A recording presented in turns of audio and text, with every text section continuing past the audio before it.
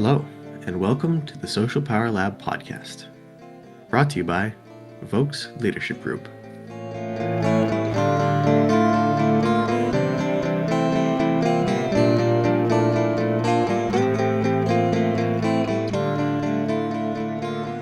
Good day, everyone. It is everyone's favorite 0.6% Icelandic lad, Adrian Deschamps II, here with Vokes Leadership Group. Fun fact, I just found out 0.6 Icelandic because I did my 23andMe, and now I'm just going to, make it my whole identity for a week because why not? And I am here with Dr. Tedward Theodore Vokes, Doctor of Applied Social Psychology, and my favorite jazz singer on the planet. Oh my God, the lies you tell about me. I'm sure you are point 0.6. Was it point 0.6 Icelandic? Yeah, I like almost nothing. I I I couldn't be. I haven't done 23andMe, but I couldn't probably be more white Anglo-Saxon Protestant if I tried. I trip all over that. Um, yeah, that's in my blood, I guess. I'll have to do it one day and find out if I have any Icelandic It is roots. fun. It is Yeah, fun. I'll give it a shot. That's a good idea. But But it won't show up whether or not you have any dark traits, that's or true. and That doesn't therefore are show up. inclined to abuse power by your very nature. So, so yeah, that's my segue. How was We that? should Was we that should too almost elegant? send them an update where we do that part. We do what? We can do an fMRI and a PET scan, and we can look at the insula and the dorsolateral prefrontal cortex because those are And the some brain amygdala. regions that are different at the amygdala. Amygdala's a big deal. Yeah, fun fact. Actually, I can't believe I haven't said this yet. Psychopathy. Jeffrey Dahmer, who everyone knows who Jeffrey Dahmer is, his amygdala on the right side is 17% smaller, I believe. I heard. hmm I heard that was sort of a general trend for That's yeah, that's it. psychopathy overall. That's what it was. Yeah, general trend. I just tend to talk about Jeffrey Dahmer interchangeably with that when I used to teach classes. Yeah, Ah, yes. that's what it was. Yeah. So yeah, 70% smaller amygdala is Yeah, pretty interesting. it is. Yeah. Yeah, so today, where we left off last week was we were talking about BIF, which is essentially your favorite acronym if you're going to be dealing with high conflict people and learning how to respond in a way that is brief, informative, firm, and friendly. And again, by friendly, we don't mean be their friend, we mean, be polite, but we can't And call it like courteous. BIFPA or courteous or BIFCA. So we're going to continue that. We're going to look at some other tips as well for dealing with high conflict people in the workplace, in life, in at the movie theater. hmm Yeah.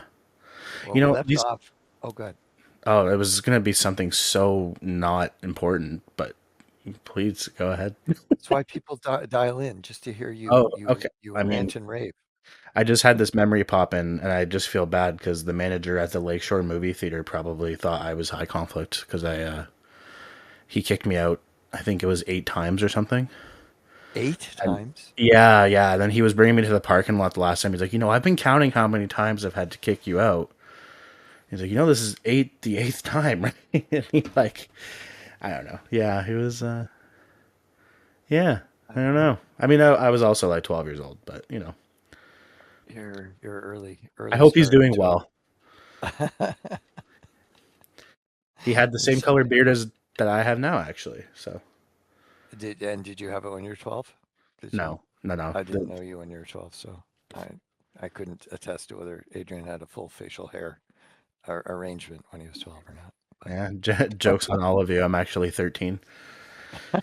So anyway, before I start completely derailing the podcast 4 minutes in, yeah, let's dive into some actual psychology. I'll let Ted Sure, start. let's do some psychology. We left off on Biff, and we'll just refresh you on it because we didn't quite finish. We kind of ran out of time last week. So yeah, Biff is how you handle communications You can do it verbally, but it's easier to do in writing. And email and text tend to be your friend when it comes to dealing with these people because you also get a paper trail. You can hold them to account. So don't delete your texts or your emails. Keep them because they sure are, and they're going to use them against you if you're not careful. So BIF is a way to protect yourself and communicate with them on the things that you must communicate with them. If they're in your life, if they're in your team, if if you have to be in relation to them. And the idea is that your communications, regardless of how much information they fire at you, because they are notorious for writing long accusatory emails, which are gaslighting and denigrating and bullying and all of that. All of that is bullying. So you keep it brief, 2 to 4 sentences max, even if they've written you a small pocket novel of, all of your crimes and horrific personal characteristics. Um, and what we said last week is if it is an email, print it out and use a highlighter and only highlight that which is actually about business. And I mean that broadly. It could be family business. It could be team. It could be your hockey team or your lacrosse team because lacrosse is actually the official sport of Canada. Oh, Uh, Canada. I thank you for that. That was Ted. That wasn't me. And I say that in honor of a friend of mine who is like this uber lacrosse referee, and he's like lives and breathes lacrosse, and that's really good Canadian. A so brief. Let's get back to this. I'm going to derail. Informative. I is informative. So just the necessary information. And firm is the first F. This is all I'm going to say on the subject, right? You're going to cap that. Or you can choose option A or option B, but I need to know by Wednesday. And so that's the way that you structure them for an appropriate response, A or B, by Wednesday. And of course, they'll probably not comply. They'll give you option, C, which you didn't offer, and they'll give it to you on Friday because they're high conflict. That's what they want to do. But at that point, you can say, well, you didn't get back to me by Wednesday, so we're moving ahead with option A. And they won't like it, but they won't like any of these tactics because you're limiting their power. So there's firm, and as Adrian's saying, friendly technically is the last F, but more polite and courteous. Thank you for your email. Um, and yeah, don't give them information because they will manipulate and use it. How was your weekend? Don't launch into everything you did in the weekend. Say it was good, thanks. How was yours? Okay, so that's polite and courteous. It's not friendly. Adrian and I, we probably talked for half an hour before we actually got down to podcasting today because we're just catching up, Yeah. and just what's going on and all the rest. What kind of peanut butter did you use today? Crunchy or smooth, right? Like these Well, are I mean, important has aspects. has to be like crunchy wow butter. That's the Crunchy wow butter. yeah yeah yeah. I agree with the It's crunchy. yes yeah. So yeah, I don't have a peanut allergy, but I got hooked on wow butter. So anyway, boy, are we ever am I ever digressing today? Uh, yeah. So yeah, polite and courteous and not friendly. Because again, they will take the most innocuous thing that you say and they will turn it and twist it. And remember, these folks have no problem about telling bold-faced lies or incorporating a small amount of truth into a grand manipulation. So just don't give it to them once you know. Now, there's 6 A's to avoid in your BIF strategy. Okay, so there's you want to do we tag team on this one, Adrian? You wanna take one? I'll do one. We will tag team it like Rey Mysterio and Eddie Guerrero in WWE SmackDown 2005 SummerSlam. Oh, that one. Yes, of course. That one, yeah. What? Yeah. Yeah. That was the most intense one, in my opinion. All right, you go, eh? All right. So, the 6 A's that you should avoid. Number one, do not try to give advice. It will not be received well. It will be like pouring fuel on a fire Mm-hmm. because they don't want advice. They don't want to be told what to do. They're right and you're wrong, regardless of what the situation is, right? In their perception. It's you don't have any advice to give them in their perception, right? So any like it will not be taken well, right? And it honestly it starts an argument Yeah. pretty And much how every could they do that? I should be more considerate. You should be more considerate. How many times have you X, Y, and Z to me? Right? They'll grab the narrative, they'll seize the narrative, and they'll fire it Oh, back. I ate all the wow butter? No, no. Let me tell you about how you ate the wow butter. Yeah. That's Um, yeah.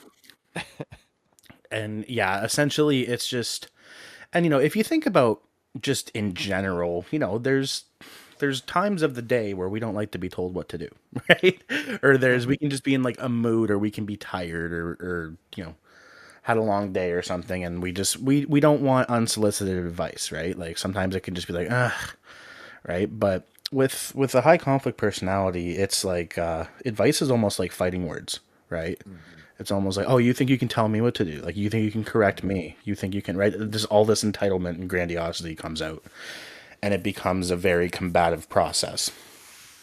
It does. So yeah, so Avoid advice. not giving advice, and I mean, little tidbit here is if you want to give some type of subtle advice, make it their idea. Mm. Right? Mhm. This is what I do sometimes. It's kind of bad, but I go like, "Oh, you mentioned this really good thing earlier. Yeah, you said this," and I tell them how great they are, even though if Mhm. it's something that I kind of like want them to go do, right? That's an old Adrian grade school trick. I would love to give you full credit for that, Adrian, but I think some generations ago, one of our members of our species probably came up with that idea. But I mean, hey, you maybe, you put it into practice. Yeah, maybe. yeah. It might have been like one of the Icelandic ancestors. I don't know.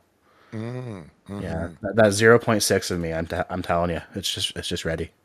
Oh, it's It's it's it's it's ready for all in conflict. full bloom. You're blooming. You're blooming Icelandic. Yes.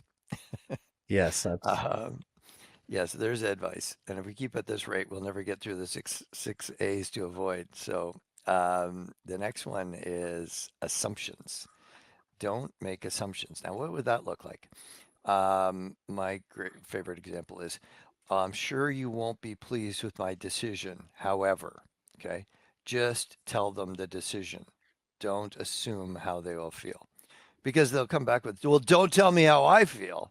And so just tell them your decision. Don't assume how they'll react to it. Because it's just like gasoline on a fire. Yeah.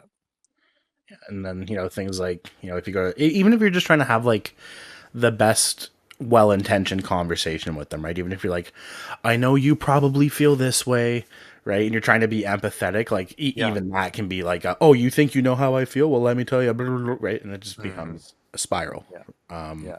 You think you're so smart. You think you know how I feel. You know shit. It's 2 weeks in a row I said shit. And then I've done it again. All right. It's a good thing this is not rated for family. But neither are dark traits, okay? They are rated not E for rated everyone. for. Yeah. Our next one here is apologies, right? Canadians, Canadians, Yeah. It's hard for us. we need to stop in It's hard most to stop. contexts, but especially this one. Because again, it becomes weaponized, right? Yeah. say like, I'm sorry that, like, even if you're, it's just like a casual thing, right? Just to show that you're willing to compromise. Sometimes we just say like, you know what, I'm sorry for the way I contributed, or I'm sorry that that the situation made you feel this way, right? Like, it's a pretty reasonable thing to say. It's a mature thing to say. It is. But, in these situations, you say, I'm sorry. It can turn into like, oh, no, no. If you were sorry, you wouldn't be doing this. And if you were sorry, you wouldn't Yeah. be such a heartless, like, it just becomes, right. Like, it gets flipped on you. And that's kind of something Yes. that you're going to notice a theme here with these Hmm. is, the well-intentioned things that you're trying to do are going to be flipped on you. Right. Right. So Yeah. giving advice with good intentions is going to be flipped on you trying to boss them around. Hmm. Making assumptions to try and show that you're trying to understand is going to be flipped on you being ignorant and not knowing anything. Yeah. Apologizing to show that you're willing to be, compromise and take accountability is going to be flipped on how you're not actually, empathetic, or you don't actually care, right? It's all going to be flipped. Yeah. And they're gonna file that forever, and they'll dangle that. Remember last time you apologized, you definitely owed me an apology for that. But they'll keep dangling it. They'll have a little scorecard for all the times you acknowledge that you were the problem. Yeah. So don't give them an apology. It's Yeah. it's hard for we Canadians to apologize. But I'm sorry, Canadians. You have to learn to apologize. Not It's just apologize. something we got to talk about. We got to talk about it. Yeah. Eh? Yeah. Oh, there. Um, what's next? Accusations. Don't use accusations. Them's real fighting words. You know, Hmm. you were, rude and disrespectful in that meeting. I was disrespectful in that meeting. Anybody would behave the way I behaved because I was treated so egregiously, so horribly. So yeah, don't make accusations. Hmm. And Yeah. it can become so much worse than that. Oh yeah. Yeah.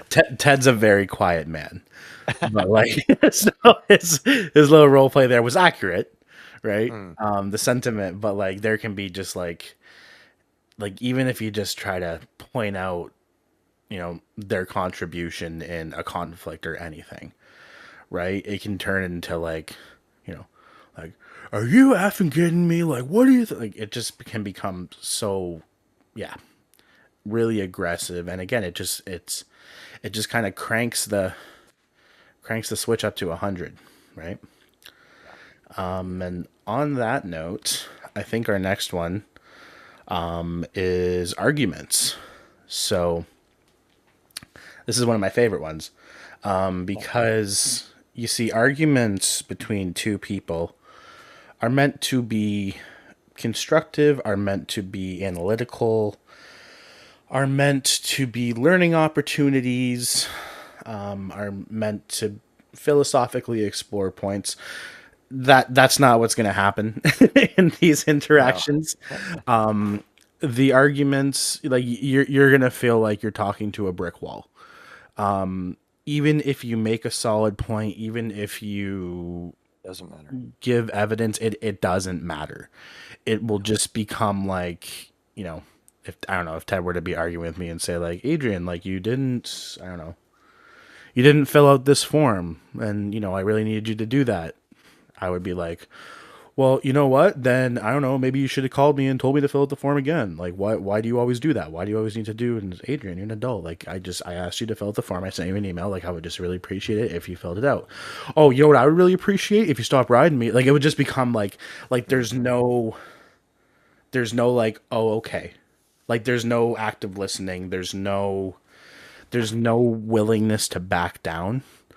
And when the argument can no longer be about the logical topic that it's about, it becomes personal, Yeah. right? Once, if you essentially, not, it's not about winning and losing, but if you essentially make a solid point in the argument that is irrefutable, it will become like switched, like, well, you know what? You're a shitty person.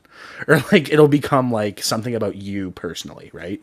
Well, I Yeah. don't like how you do this. And it just takes Let's off use the from there. narrative.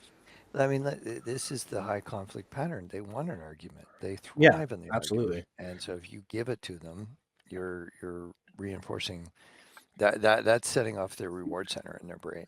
Oh yeah, this is going to be fun. They Yeah, enjoy that, right? yeah. Yeah, and the last one is kind of like it. It's kind of like accusations too, but admonishments. You should, right? You should never, or you should always, or you should be ashamed of yourself, right? It's not going to go well because they, especially on the particular cocktail of dark traits, shame and guilt are either very reduced or non-existent, right? The psychopaths in particular have an inability to experience shame or guilt, and they're good with that. They're just fine with that. So yeah, don't give them much. So let's go through it quickly. We got advice, accusations, apologies, arguments, assumptions, and admonishments. Don't do any of those six in your BIF. The 6 A's to Yep. avoid. Yeah, exactly. We're gonna all get that tattooed on us. So I got a few plans for tattoos, but I don't think that's top of mind right now. He's It's gonna get my name under his heart. of course it would. Yeah, and a mirror on the top of the heart. Then Ooh. yeah, there you go. And so tip number 9.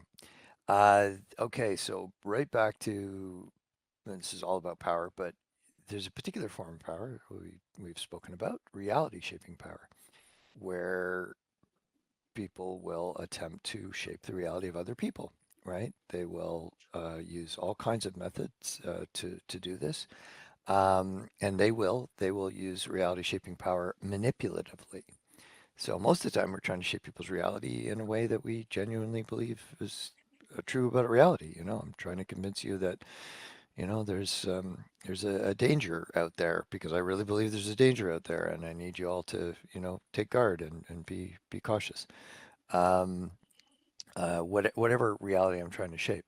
Uh, but with them, they're using reality shaping power in a manipulative kind of way to bully you. So what we suggest is that you use something we call use detached curiosity. It's kind of like a scientist observing a specimen in a lab. So don't accept the story they tell you about you, um, or indeed about anybody else. So and they sometimes they'll even tell you a story about you that's sounds very respectful. They might be trying to manipulate you with praise, right? And that's but they don't respect you. They don't respect anybody. So don't give their words any power to shape your view of yourself or the events that they are recounting. And they'll seize a narrative. They'll turn the focus back on your past behaviors, that kind of thing. So listen dispassionately, with attention, but and take some notes, right? And you can say things like, "I see, I understand," and then, well, does that cover it? And we talked about your statements last week, but don't respond in an effort to counter their lies, or their accusations of your past failures or your infractions. Um, their narrative could also paint you as a very virtuous character. Don't believe that either. You know your own virtue. Go with that. They're trying to manipulate you. Well, I know you're a wonderful boss, and you want the best for your employees, so you're gonna definitely sign my vacation request, even though it's a week late, and it conflicts with other members of the team. And they won't say all that; they'll just expect you to do it. So you know, uh, don't don't fall for it. Don't give them reality shaping power.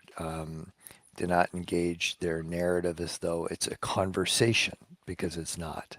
So you just listen, take some notes, and uh, don't buy into their gaslighting attempt. Um, Thank them for their input and end the conversation without any real reply. Okay, thank you. I'll get back to you on that. If you indeed need to get back to you, you could just say, okay, thank you, and be done. And then you can review your notes afterwards and determine if there's anything that requires a reply in a BIF format, right? Preferably in writing. You can give oral BIF replies that correspond to the four elements of a good BIF communication, but then you don't have the paper trail. So Mhm. yeah, that's withhold reality shaping power and treat it like you're looking at a specimen in a lab. That's the way I like to frame it. You remember that one activity that we did with we were trading a group on Biff and we had them write a Biff response to an email. So we gave them like a mock Yes. email. Yeah, so this was really cool. So I just want to tell everybody is Hmm. we had this activity where we basically had a draft of a high conflict email that like we wrote, and essentially they had to respond to it with Biff, right? But we made it fun and we said, write the Biff email response, but then write down what you really want to say emotionally, right? Yes. And the whole group, it was great. It was great learning because they learned how to, be brief, informative, firm, and friendly in their response and do it properly. But then it was just fun to just go off script, right? And just kind of be like, this is how this is making me feel, right? And that's kind of a point that, we want to drive home with this is that we're putting in a lot of emotional labor to perform these things, right? Like BIF it's a very simple acronym. It's a logical thing. Like we understand how to do it, but it can be hard to kind of put ourselves into that role to be so structured or so strict in how we respond, right? Because it does feel very unnatural. Yes. So again, these strategies aren't easy. They're going to feel, quite ego dystonic to us, which we talked about before. It just doesn't feel very natural to us. Hmm. So there is emotional labor in this, right? But yeah, that was just a fun activity. We got to do that one again. Yeah, it actually is a good one. It gets people to be able to, they typically laugh about what they actually want to say, and then they, Oh yeah, we you know, got some mhm. great responses. Most of which we don't think we could Oh, actually get by the censors, but nope. they were great. Um, I mean, it was basically like, the BIF response would be like, "Dear so and so, thank you for your feedback. I will take note of that and respond to you accordingly. Sincerely, Adrian," right? And then mhm. the other draft was like, "Dear so and so, take a hike. Hope I don't have to see you soon." Like it's, but like meaner versions of that, right? So Mhm. it's Yeah, yeah, it there. was a lot of fun. Yeah, yeah. I think one group actually just had two words, and it involved dropping an F bomb. So nobody got out of that one without a lot of mirthful joy, because that's what everybody wanted to say. Yeah. So that's a great point, Adrian. Um, so number 10. Um, this you want to take this, Adrian? You go ahead. Yeah. So tip number 10 is we want to set boundaries and inform about consequences for breaches, right? So it's not just setting boundaries because boundaries are also something that, as logical as it is, and as deserving as we are of boundaries, it can be very hard to upkeep them, right? And the thing with high conflict people and folks with dark traits is, truthfully, they don't really respect your boundaries, or care about them, right? So when we set our boundaries, we also need to kind of put in the parameters, and this is what will happen if my boundary is breached, right? So, some examples that we like to use to give clients just as reference is, let's say there's two people on the phone. You're raising your voice at me again, so I will now need to hang up the phone, and we will talk when you're ready to talk to me respectfully. Goodbye. Boom. Right? Now, again, this boundary makes sense. And it's not like the high conflict person is just going to go, "Oh, okay." Like, no, they're going to fight you on it, right? And they're going to fire back, and they're going to, right? But this is kind of what I'm talking about with the emotional labor is we need to know that we're justified in putting these boundaries in place, right? And that we're allowed to say no to these people, and we are allowed to defend ourselves against this inappropriate behavior that is being forced upon us, right? So, there's examples of like that one on the phone. You're making accusations again, so now I will need to call HR, right? Or you're talking about inappropriate topics at work, I will need to contact HR. Like you're not threatening them, you're simply just telling them what's going to happen next, right? And it's just in a very logical way. You don't need to say it aggressively, you don't need to say it, right? You just say it firmly. Like you just say, listen, like we're not doing this. So to be honest with you, that's actually how I've said it when I've used this in the past, is because I'm not the most formal speaker, as I'm sure everyone has figured out by now. And I literally use the line like, all right, listen, we're not doing this, okay? So I'm gonna walk away and we'll pick this up again at a different time, right? But I'll say it like, all right, we're not doing this, right? So whatever is comfortable for you, and yeah, essentially, you know, you just and this goes for any type of boundaries work, is it's our job to a- assert our boundaries, right? It's our job to again keep the person aware of them and everything like that. But in these high conflict situations, we're getting pulled into their ballpark, right? So, we're going to be made to feel guilty. We're going to be made to feel stupid. We're going to be made to feel, I don't know, high strung because we have this boundary, right? And just know that you're justified, right? Because those attempts at guilt tripping or any of that they're all power attempts, right? They're all power attempts to try to break down your power of putting up a boundary, right? Yeah. And essentially, putting up a boundary is reality shaping power, right? If you if you disrespect me on the phone, then I'm gonna hang up and we'll talk tomorrow or whatever, right? That's simply just showing, what the reality that you are going to implement, right? Yeah. It's not a negotiation. Yeah, it's not. When it's a boundary, you just tell them. You don't say, would it be okay if when you raise your voice, I hang up the phone? No, you just say, hey, if you raise your voice, I will hang up the phone. Yeah. You got to follow through though. Yes.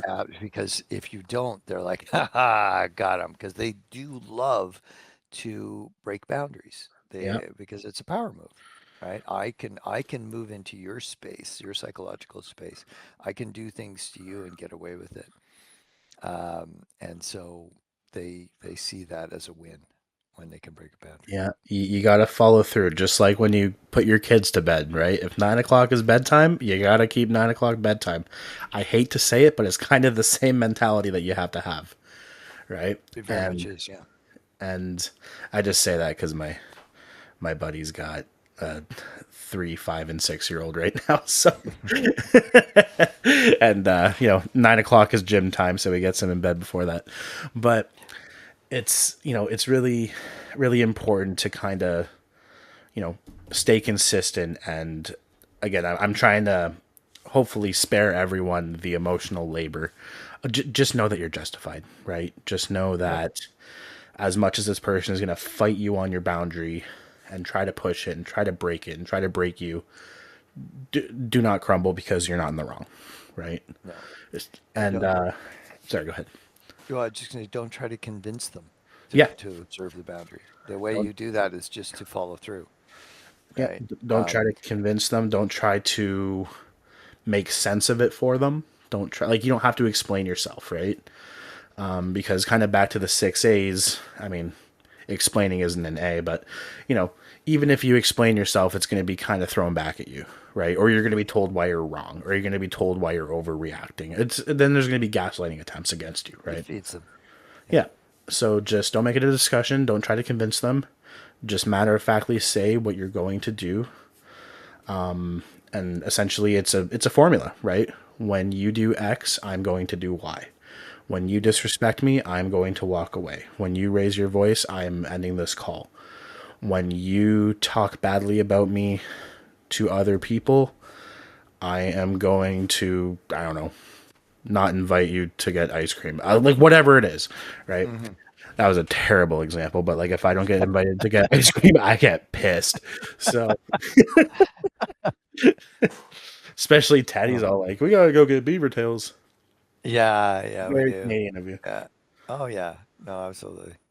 Um, yeah, yeah. Here's a nice one too that closes off a boundary around a line of discussion that you're not prepared to have anymore, and they will go at you and go at you. I've made you aware that that past event is resolved, and there'll be no further discussion on the matter. Yeah, but yeah. Do you have something else to discuss? If not, our conversation's complete. Done. Right? Just done. Mm-hmm. You've been very polite in letting them bring up something else, and they'll often foot in the door and then trying to bring it back. Okay, as I've told you, if you bring up the subject again, our conversation is done. I'm now going to hang up the phone. So when you hang up the phone, by the way, don't slam it down, like because if you violated the boundary. I'm now going to hang up, and then you just hang up.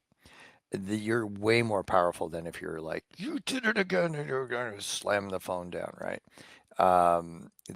That tells them that they've got under your skin. And if they're a sadist, and many of them are, or narcissists are trying to pay you back for an infraction that you never committed, but that happened in their own mind, they are going to take great pleasure in the fact that they made you upset. So don't give it to them. Okay, Can we even I've told slam you. our phones down anymore? Well, you'd probably break the glass on your iPhone, right?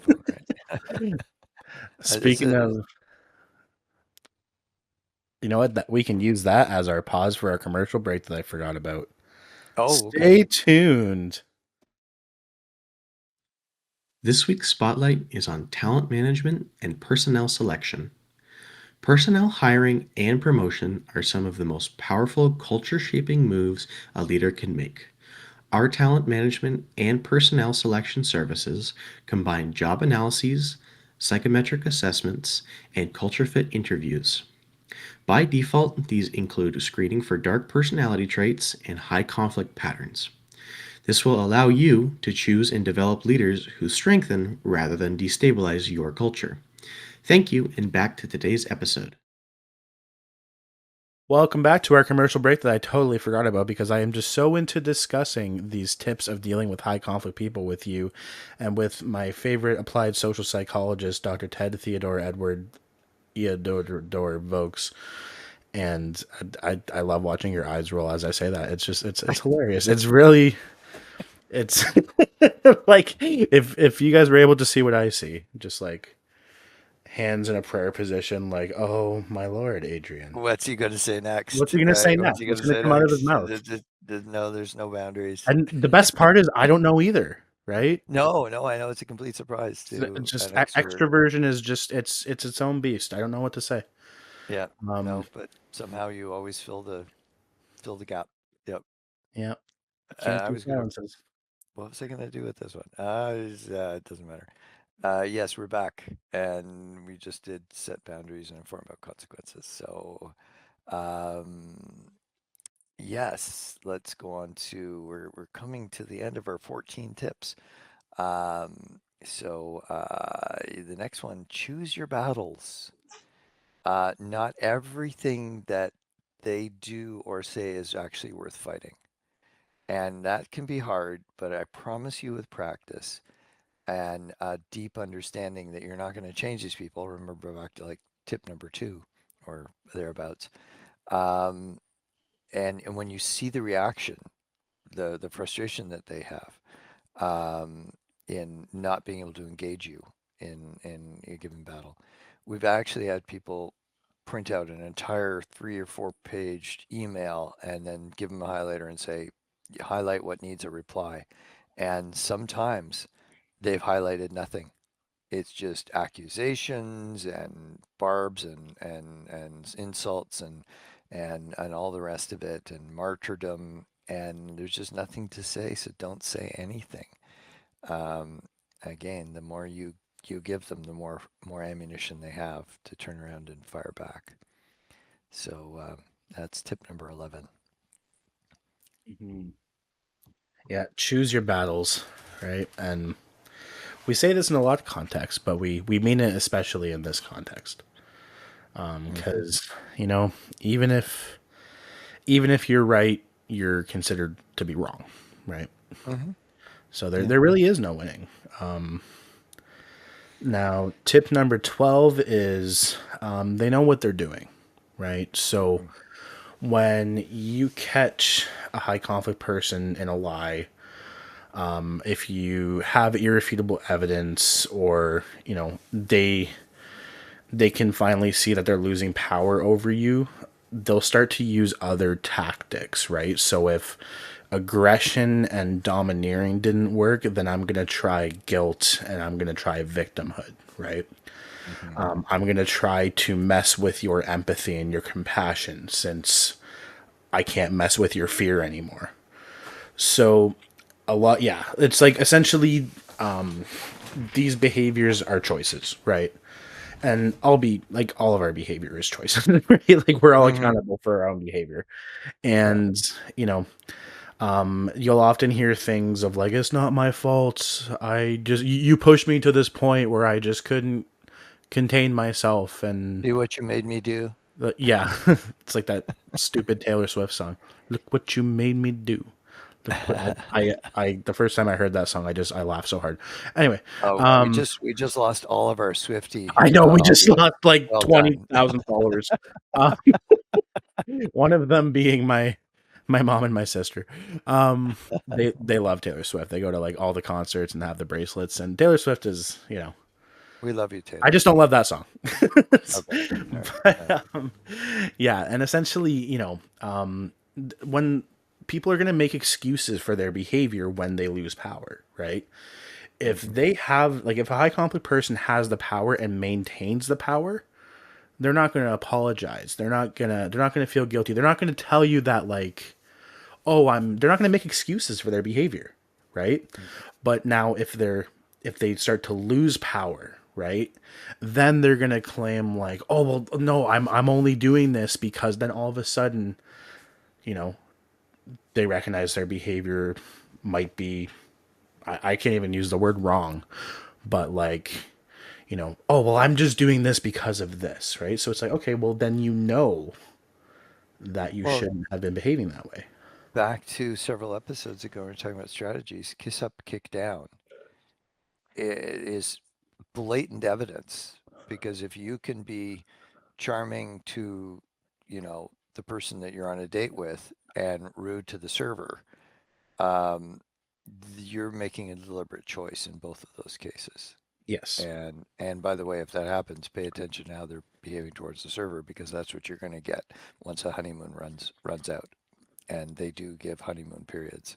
I don't mean the literal post-wedding honeymoon thing.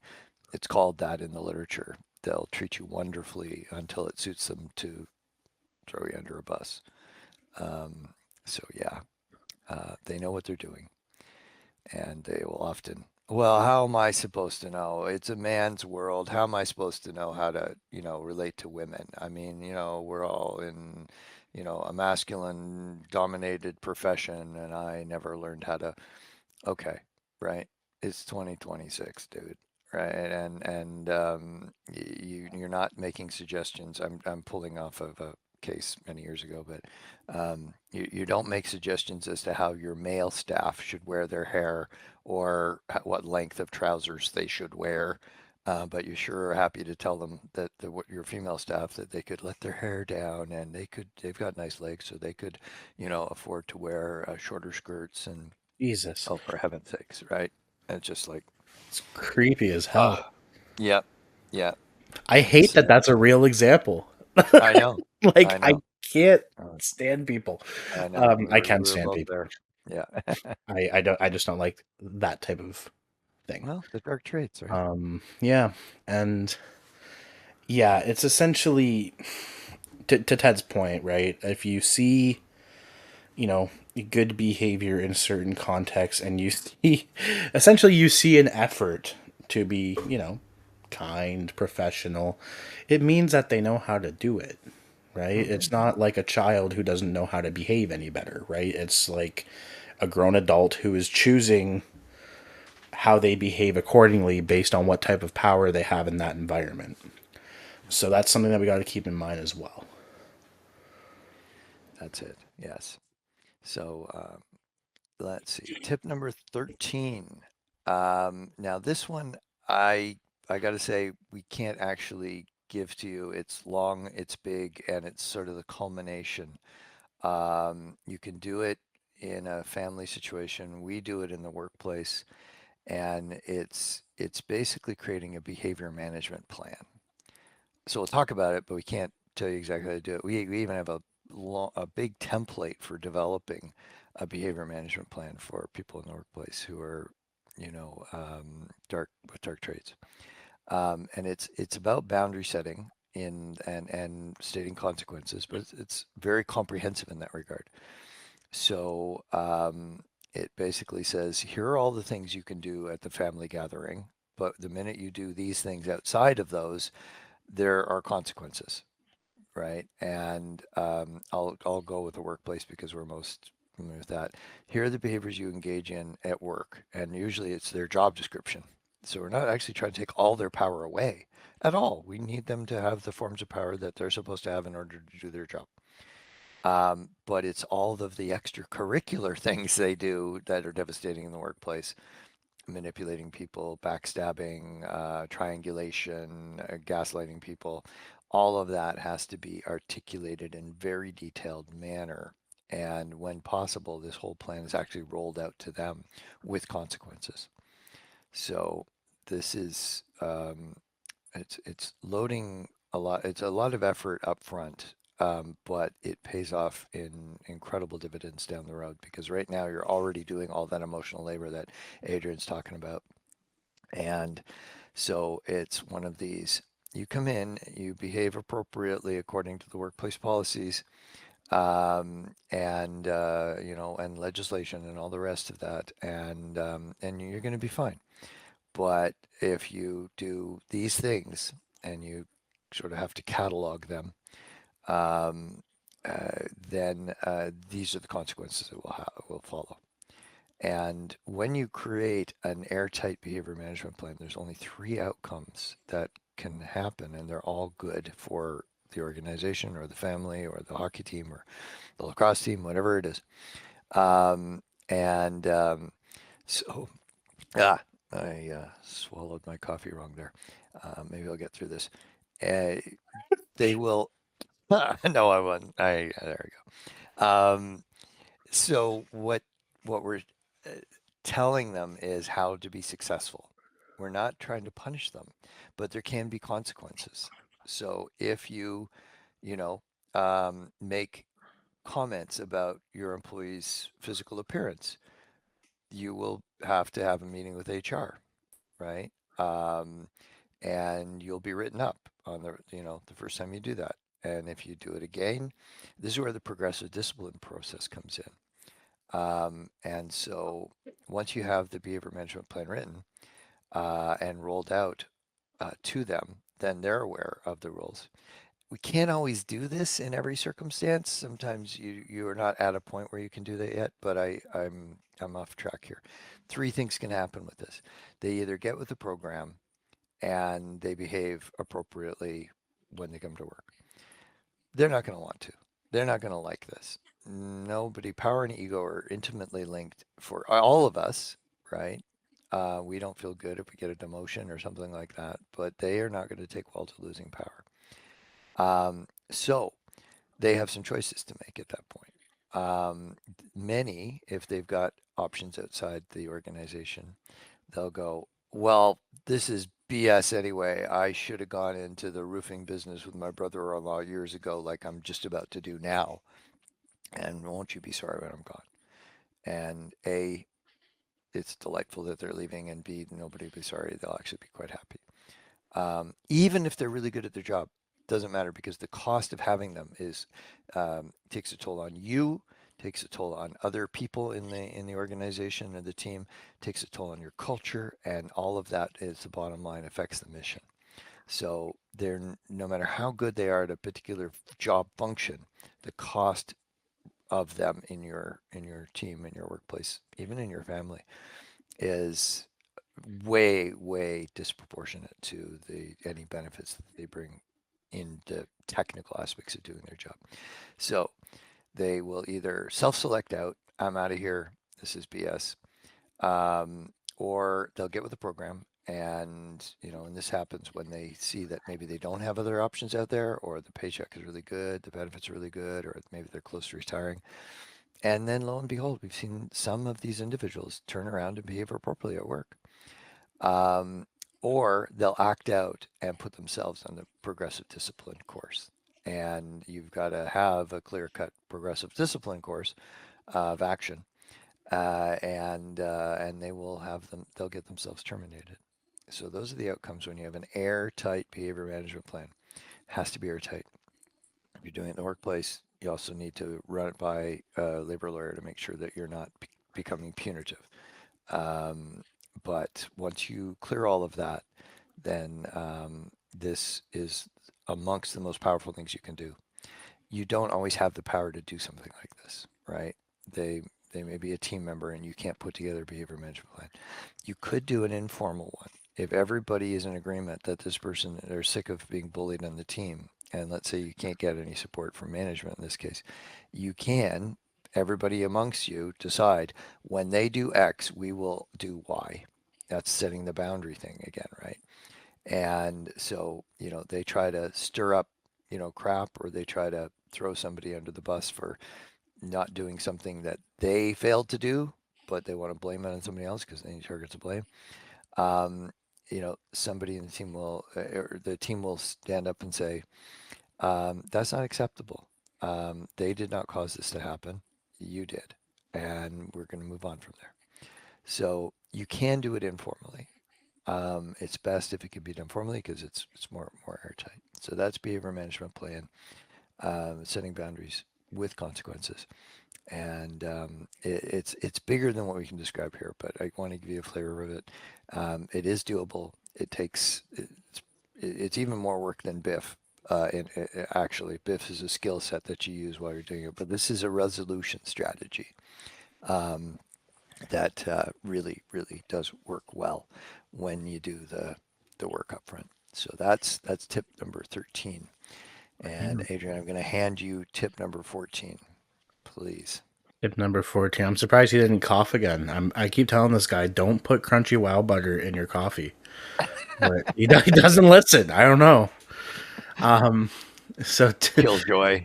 God. Yeah, so tip number 14, lastly, if you can go no contact, do it because, like we said, you're not going to change them, right? And I do want to say, going no contact is a very hard thing to do, and it's a very unfortunate thing to have to do, right? Especially with family members, right? Sometimes we just don't have that choice because we need to prioritize our own well-being and our own psychological safety, and it needs to be done, right? Most people will be inclined to give people another chance, excuse their behavior with, this is just how they get sometimes, or maybe if I talk to them, or I don't know, if we go out for dinner or something and we just talk it through, and maybe if I try to understand them more, right? Like that's, and that's, you're not going to be met halfway, right? Yeah. We have conflict management strategies for when you're met halfway. And Yeah. we'll have an episode about You that. don't use them here. Yeah. Yeah, absolutely. And this is just a really hard thing because essentially, the more that you're kind of trying, to solve this problem of why they're behaving this way with you or towards you, the more you're kind of just prolonging your own punishment, right? Yep. And if the option's available for you to, cut contact or to have immense boundaries, then it's in your best interest to do it, right? If you're in a living situation with the person and then it's like, okay, we're having a breakup and I am moving out on this date, right? Move out on that date, right? It's again, it's a horrible thing to have to do. And it's It is. the thing about this strategy is, like I keep saying over and over again, like they're not easy, but they work, right? Yeah. They're and it's just we wouldn't be doing these things if we weren't put in the positions where we have to, right? Yeah. Well said. So yeah, so there's people that, I've heard stories of people going no contact with so and so, and then they run into them 12 years later, and then it's like the conversation just picks up right where it left off, Yeah. right? Where it's like, And never in a good way. and it was like, oh my God, like nothing has changed in 12 years, right? Mhm. And that's the thing, is like these are personality patterns, right? So they're not changing. I am always going to be an extrovert till I am however many years old. I'm not going to shut up. It's going to be like a literal challenge for me till the day I die, right? And high conflict personality traits are the same. So, you know, and when people are able to, you know, go no contact and really cut off this boundary, a lot of them say like, I should have done it years ago, like what was it, and Yeah. like they're, yeah, like they usually don't regret it, especially if it's, such a heavy situation. Mhm. Yeah. And the workplace version of this can be, I can't tell you how many clients who we've worked with who will have said, they came in with their resignation and I talked them out of it. And I wish I didn't, you know, and that was several years ago. What they will often do is it's a threat, a threat. I'm resigning, right? I'm so upset, I'm resigning. And then what they expect you to do is say, "Oh my gosh, no, don't leave, don't leave. We couldn't let, couldn't operate this organization without you." And so what we say to, management and HR, if they offer resignation, say, "Okay, thank you." And you know, um, do all the very appropriate things to help them leave the organization in a very matter of fact kind of way. Um, and sometimes they'll panic and they'll be like, oh, and there's labor laws around what you have to do around this, and I'm not going to advise on that. But if they offer a resignation, take it. Yeah, um, you know, and because a lot of organizations we've dealt with, uh, been privileged to work with in this regard, will say, "Gosh, like they offered it 2.5 years ago. I wish we took it." Um, so that's a no contact that you're sort of not initiating, but you're basically calling their bluff, hmm, um, right? And so yeah, that's the last tip that we have so far for you. yeah, None of them are fun, like Adrian was saying, but they're helpful. They're really helpful. It's not about you.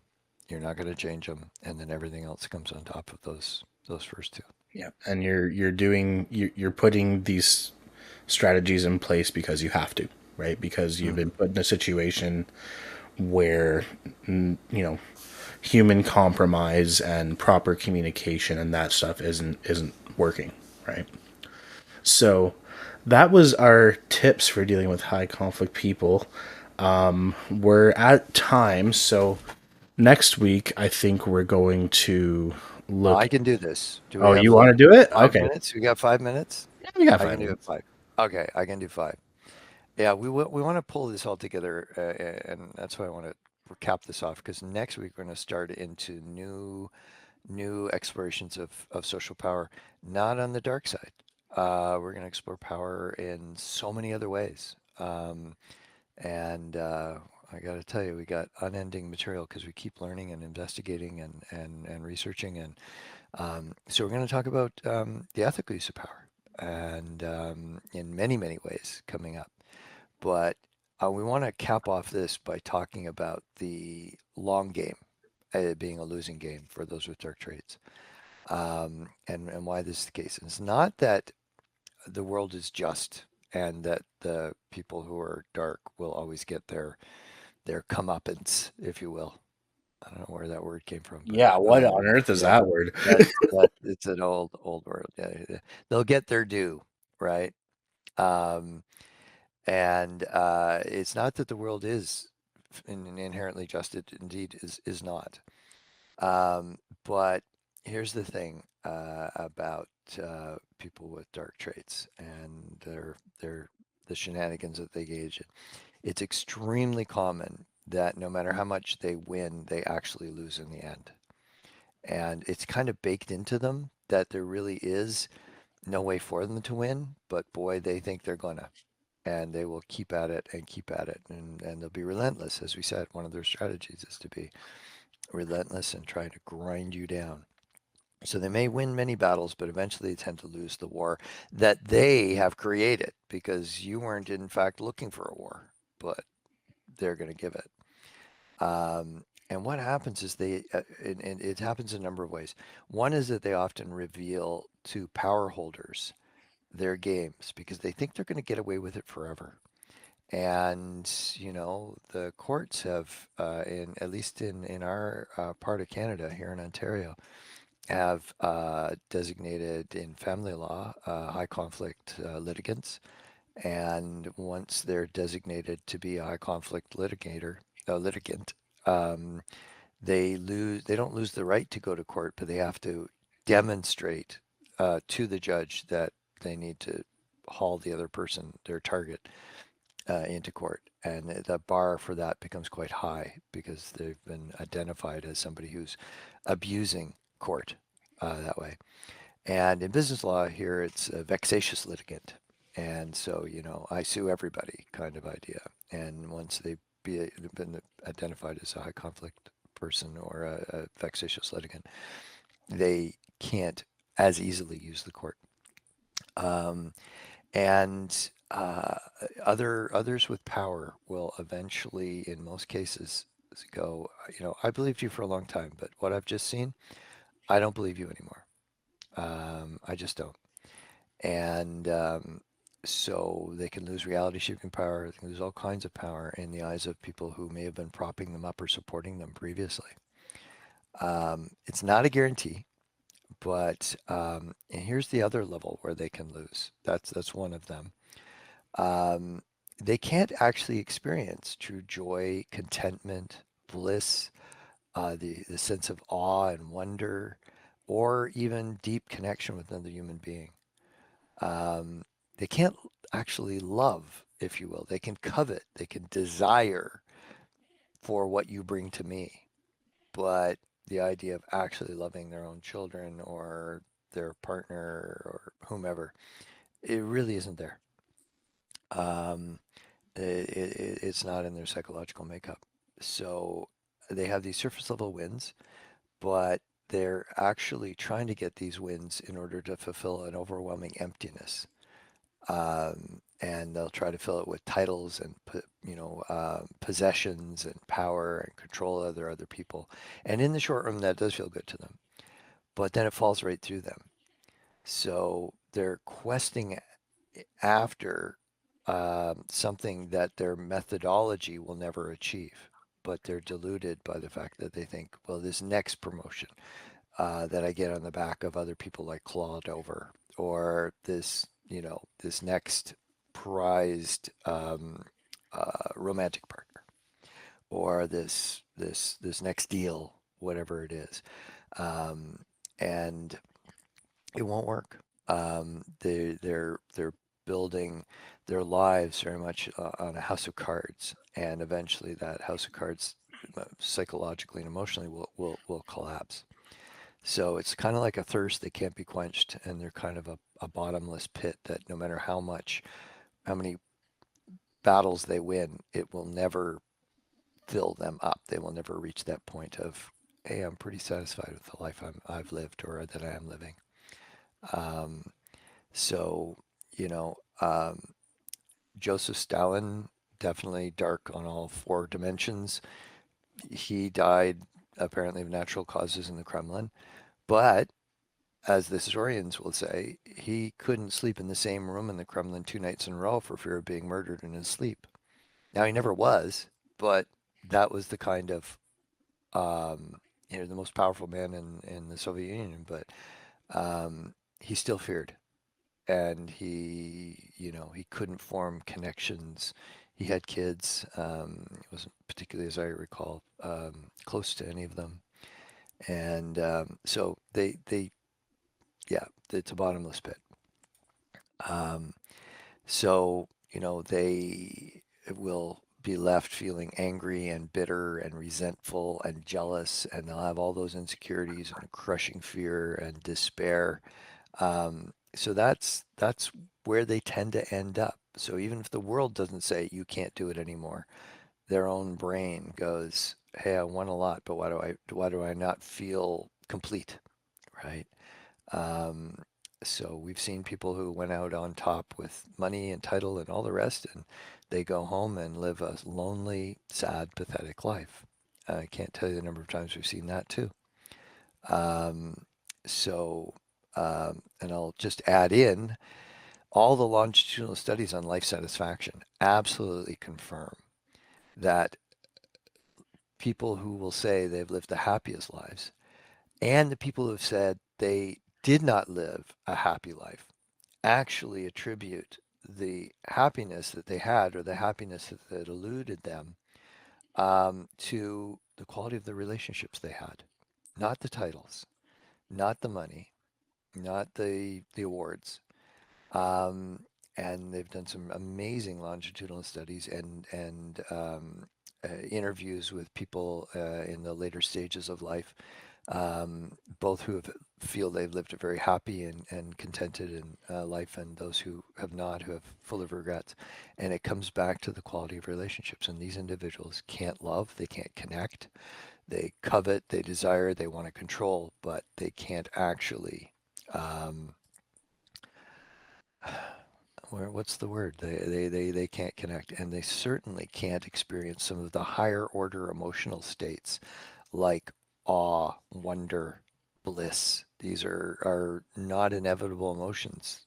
Um, they require more than what is within somebody with dark traits to actually experience.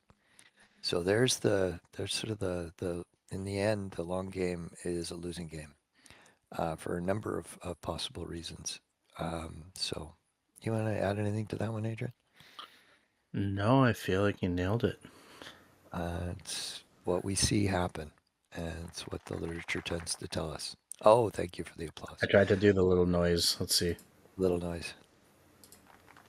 In our virtual office here, we have these. I don't know if this is going to show up in the It should recording. pick up in the recording. We'll see though. It should. Should. Yep. Oh, all right. So that's where we're going to cap off the people that are hardwired to abuse power, how they do it, and what you can do to protect yourself, and even quite possibly remove these individuals from your life. Um, I wish there was a way to say, oh, they can be redeemed. Oh, if you just do X, Y, and Z, you can bring them around. We have seen zero evidence in the research literature and in our practice that says that they can be reformed. Just like Adrian saying, he's going to go out on a high being the extrovert, and I'm going to go out on a high being the introvert. Um, and it's pretty much baked in. So yeah, and we'll move on to the lighter side of power, the positive side of power, the 12 forms of power being put to the best uses possible.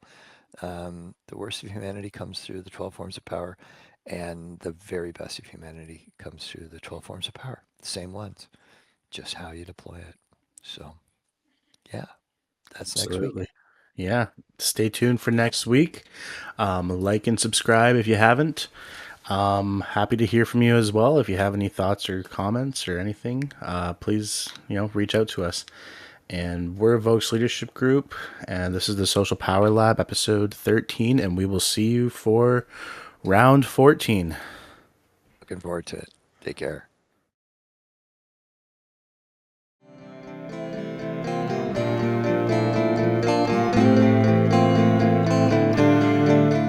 Thank you for listening to the Social Power Lab podcast.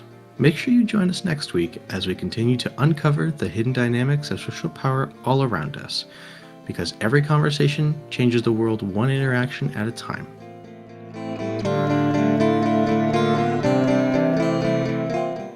You can listen to the Social Power Lab podcast on YouTube under Social Power Lab _VLG, on Spotify under Social Power Lab, on Substack under Social Power Lab, and on Apple Podcast under Social Power Lab. Thank you and have a wonderful day.